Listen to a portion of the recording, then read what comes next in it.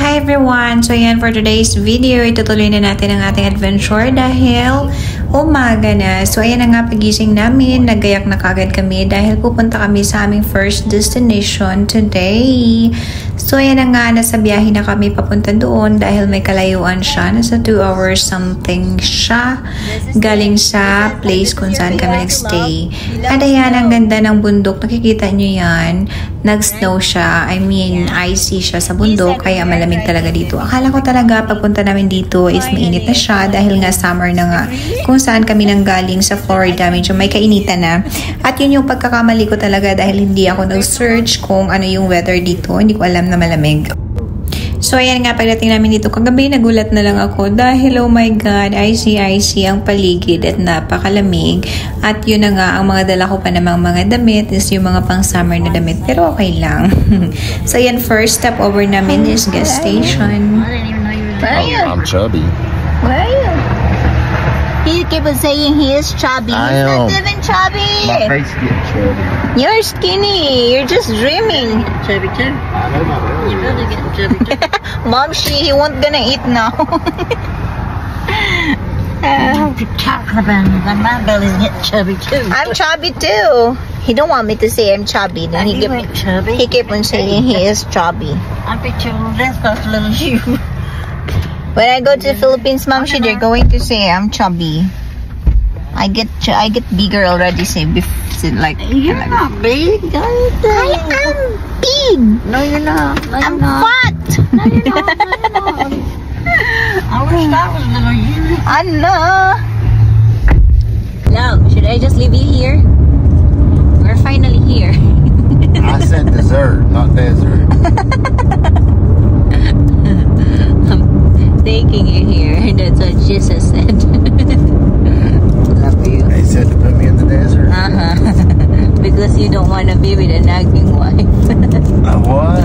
You don't want to live with a nagging wife. So you better live alone in a desert. Nagging? No. Right? So you like it here? I know.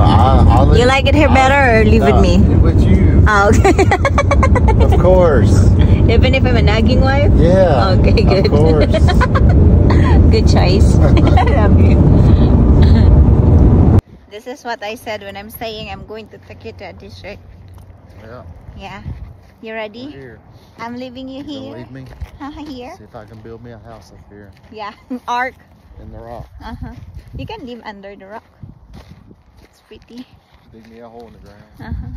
So yan na nga, dahil may kalayuan talaga tong lugar na to. So kanina nag-stop lang kami sa gas station para masisigurado na hindi kami mawala ng gas sa kasagsagan ng aming biyahe dahil nasa desierto nga kami. So ayan, habang nagmamaniho yung aking asawa dahil sa likod ng aking mata, ayan, nakita ko yung magandang rock formation sa tabi ng kalsada. So sinabi ko sa asawa ko, huminto muna kami dahil sa picture-picture, char.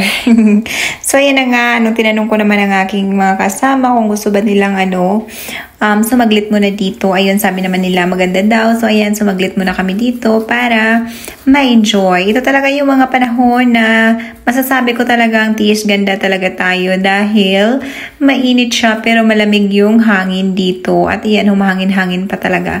Hindi naman siya ganun kalamig pero ayun, medyo malamig talaga siya dahil nga sa suot ko. Natingnan nyo naman yung suot ko. Diyos ko, para akong cactus sa desierto. So, yun na nga, dahil gusto nating mag-superwoman, nag-cactus ang pig. Umakyat tayo dyan sa bato. Sabi ng asawa ko, parang wala siyang nakikitang cactus dito maliban sa akin. So, ayan na nga, sabi ko sa asawa ko, video lang siya. Ang ganda talaga siya. Hindi mo siya may describe yung ganda niya. Siya, ano lang, yung sa video, wala talaga, hindi talaga siya mabibigyan ng justice sa video lang. Ibang-iba talaga siya pag andito ka talaga sa place at makikita mo yan. Dito sa totoo lang, sa TV ko lang naman talaga nakikita yung mga desierto na ganito. Tapos, ayan nga, sa tagal ng panahon na nangangarap ako na makapunta dito, natupad din siya. O, diba? Sabi ko sa inyo, power of prayers talaga. Basta may prayers, may tiwala ka. Talagang tutuparin yan ni Lord. Char. So yun na nga, ang saya din talaga ng adventure na ito dahil kasama namin ang magulang ng aking asawa. So ayan, si Ma'am Shi, na cool sa mga kalukuhan ko. Basta sinabi ko na punta dito, punta doon, talagang sabihin niya lang yan, sama siya. Yan yung nakakatuwa sa kanila dahil parang sila yung nagsiset na example sa amin ng asawa ko kung paano sila dalawa magturingan sa isa't isa. So ayan din, parang napalaki naman nila ng tama yung asawa ko so far. So ayan na nga, hawak kamayan sila palagi at wala, nakakatuwa lang talaga na makita sila na hanggang ngayon ganyan pa rin sila. Bali, nung isang araw nga pala yung 50th anniversary nilang dalawa, o diba, akalain mo umabot sila ng mga ganun, hindi ko nga alam kung Diyos ko makakalahati kaya kami ng asawa ko. So yeah, this is our first destination. I mean, this is not really a planned destination, but while we are driving, we just see this nice rock formation, so we decided to stop by and take some photos and videos. And yeah, with Mom Shi and Pop Shi right there, and my husband, of course, he's there. Where are you going, my love? And look at that mountain. It's really pretty. It's cold, like the wind is cold, but it complements with the sun because it's sunny, so they are complementing each other. It's not hot and it's not cold. But yeah, it's really pretty here. We are still in Arizona and we are going to drive now, going to Grand Canyon to see some of the nice tourist attraction there. So yeah, that's where we're going. This is the crazy thing because I did not search. Ayan. Hindi talaga ako nag-search nung pagpunta namin dito kung ano yung maging weather kasi iniisip ko sa Florida kasi mainit na siya. So akala ko dito sa sa Arizona mainit na din. Tapos yung pagdating namin dito, oh my god, nasurpresa ako kasi yung bundok nila nag-ice. Tapos dito din sa kanila sa grabe, siya, sobrang lamig pa rin. Tapos nag-snow din pala dito. Kaya yun, tips next time, dapat bago kayo pupunta sa mga lugar kung saan nyo gusto mag-adventure, dapat double check the weather. Yun yung yun yung pagkakamali ko. Hindi ko na double check yung weather. So yun mga outfit ko na dinala, lahat pang summer outfit.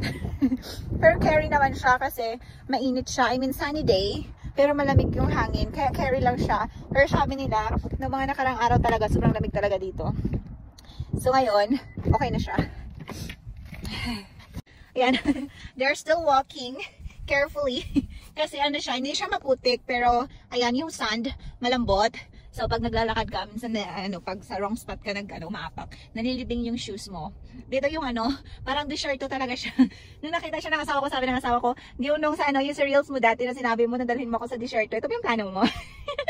Ayan siya, ang ganda dito. Ayan yung rock formation kung saan kami picture, maganda siya. Ayan. Hindi kami pumunta sa pinaka-top kasi syempre scary siya pumunta doon. Ayaw namin malaglag.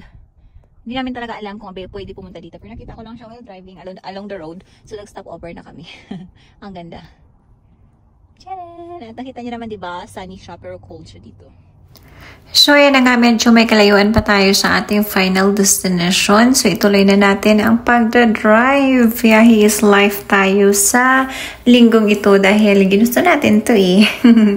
So yan, nakikita nyo yan. Yan yung mga dinaanan namin. Ang gaganda niya. Parang gusto ko siya mag-stop over ulit at mag-take picture ulit. Kaso lang, mas hinahabol talaga namin yung last oras dun sa pupuntahan namin dahil hanggang alas 3 lang daw yung last tour nila doon at mag-close sila ng 5 at medyo nasa 1 hour away pa kami. So, kailangan talaga namin na didiretso na lang doon. Pero talagang gustong-gusto ko talagang huminto dito at magte-take the moment na mag-enjoy. So, ayan na nga. Andito na, medyo malapit na kami. Hindi pa talaga ito yung final destination pero nagpahinga kami konti dahil ang ganda din naman kasi talaga ng view. Nakikita nyo yan, wala ka talaga makikita ang mga building